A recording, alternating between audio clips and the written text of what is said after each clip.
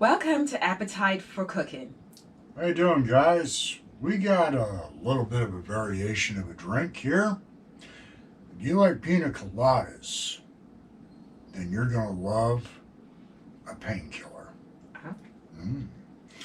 So, what is a painkiller? A true painkiller is a trademark cocktail. Let me explain what that is. A company such as Pusser's Rum that owns the trademark to the painkiller. They own the recipe, meaning if you were making for profit at a bar, then you have to use their rum in your drink or it's a trademark violation. Isn't that how it works, Ben? Yeah. All right. So this is our slant on a painkiller. Yeah, once I can acquire some Pusser's Rum here locally, then we will redo it and do it fine. But this is a frozen painkiller. Now, a true painkiller is a shaken drink. It'd be put in a shaker here and shaken and not blended. We're doing a frozen painkiller. So if you like a frozen pina colada, then you're going to love a frozen painkiller. And painkiller, the way it works is it's got 4 grades, a 1, a 2, a 3, and a 4. I guess it's all about how you just are aching and in pain from working out at sea all day. So this is B's first painkiller. So, she's experienced the pina colada. That was pretty good. That was a surprise. That was using silver Bacardi. Well, we're going to take B back to Jamaica with some good Jamaican rum. But we're going to mix it up a little bit. We're going to use an ounce of Ray and Nephew overproof with 2 ounces of Appleton. Okay. So she's going to start out with a painkiller 3. So for this, you're going to need Coco Lopez right here. And the best thing to do, guys, is when you get this, open it up, put it in a bottle, put it in a sealable container, because you're not going to be using all of this. I mean, you might use all this if you're really going to go heavy-handed on your pitcher. Yeah. Or they may be serving for quite a few people, so they may need more liquid. You might be really running a marathon. You are? Enjoy.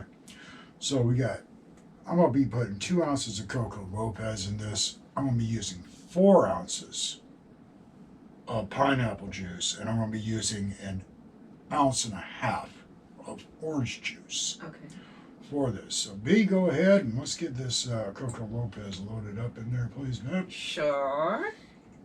And Coco Lopez, that's cream of coconut. And again, something I always do is I'll put the juices in there, and that's 1.5 ounces of OJ there, guys.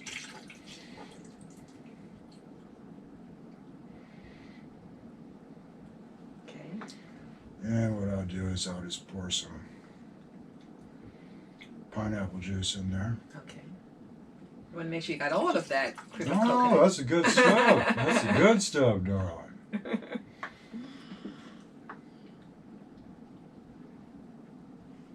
Okay.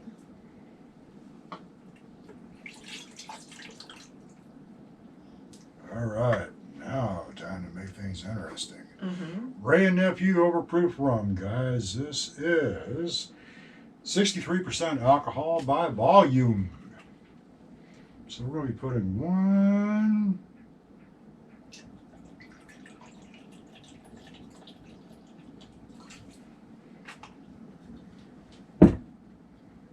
Good ounce of that in there. Hold on a second. Okay. You see B's excited about trying this.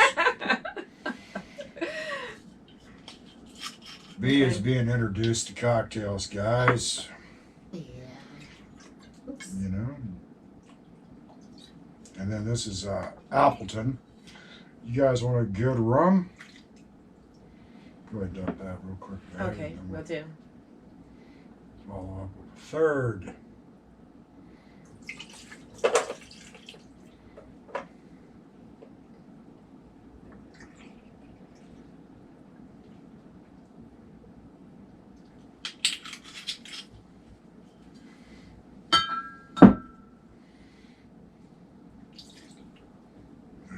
Okay. So just to recap real quick, guys, 2 ounces of Coco Lopez, 1.5 ounces of OJ, 4 ounces of pineapple, and then 3 ounces of good rum. So let's go ahead and button that up, love. Okay. And all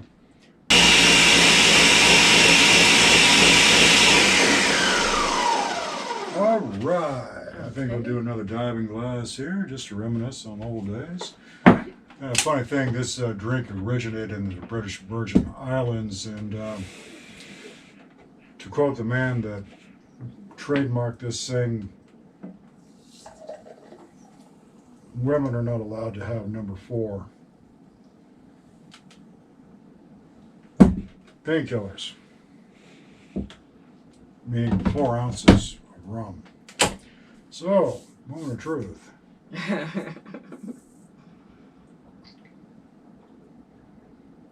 Oh yeah. Oh yeah. Me, Mm. your first painkiller using Jamaican rum. Okay.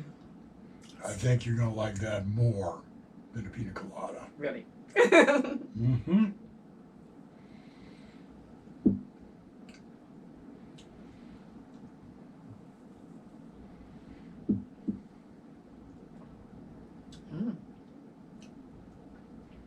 I can't say that I like it more than the pina colada because it's a different taste. Right. Because of those spices, it's a completely different space. Oh, and I forgot. Different Traditionally, taste. you're supposed to garnish it. But that would be with the shaken variant, right? Well, just put a little pinch.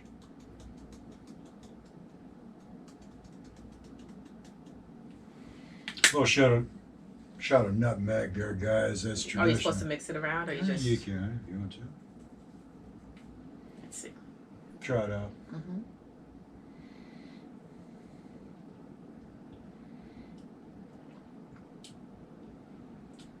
The nutmeg does change the taste a bit. Mm-hmm. Taste it. Oh yeah. Mm-hmm. Christmas in the tropics. This is good. This is very good. And it's actually you're tasting the spice of the rum. You're tasting the coconut. Mm-hmm. It's very tropical. That's a given. Mm-hmm. But it's very good. It's not a punch of rum that's hitting you. Right. But yet it's not too coconutty. Yeah, it's sort not of too. tastes. It doesn't taste like candy. Yeah, yeah. Mm-hmm. That it practically tastes like they're trying to put so much coconut to compensate because the rum tastes so terrible. Correct. It does not taste that way. Everything works well. So this is a very good drink to order if you want to consider ordering this at a bar. Absolutely. No, they don't generally do frozen painkillers. They'll do shaken painkillers. So it's going to be a shaken drink all day and everything. But like I said, when your old buddy Jay here gets some Puzzler's rum, we'll go traditional And see if there's a difference. and do a comparison. Go from there. Mm-hmm. Different drink. You cannot compare it to the frozen pina colada because it's a completely different taste. Mm-hmm. We got different notes. Mm-hmm. You got more input of rum. Mm-hmm. You got different acidity Mm-hmm. because of the orange juice. A lot of times people will put 1 ounce of OJ into 4 parts of pineapple, but some, I kind of tweak it a little bit, and a lot of times they'll put 1 part of the Coco Lopez, where I'll generally do 2, similar to a pina colada. So I kind of tweak the recipe. You're trying to have a contrast of a little bit of a tartness with the sweetness working together. I kind of work it, where if it's on a frozen level, I guess you could say if I was doing a shaken, it would be more on traditional lines. Yes.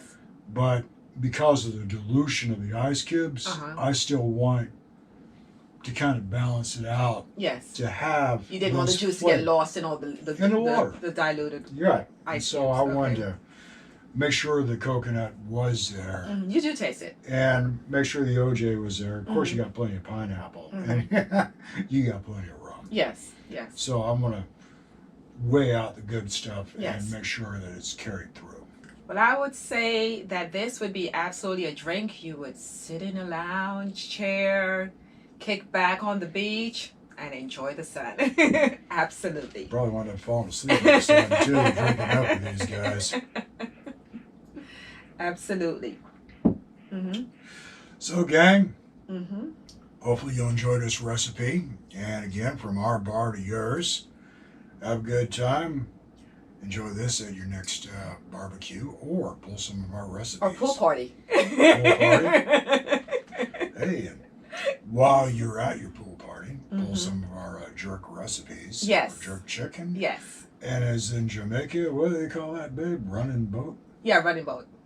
That's what you call a barbecue in Jamaica. Running boat. Yes. So, thank you for joining us again. And we'll see you again on another episode of Appetite for Cooking. Take care, guys, and enjoy. Enjoy.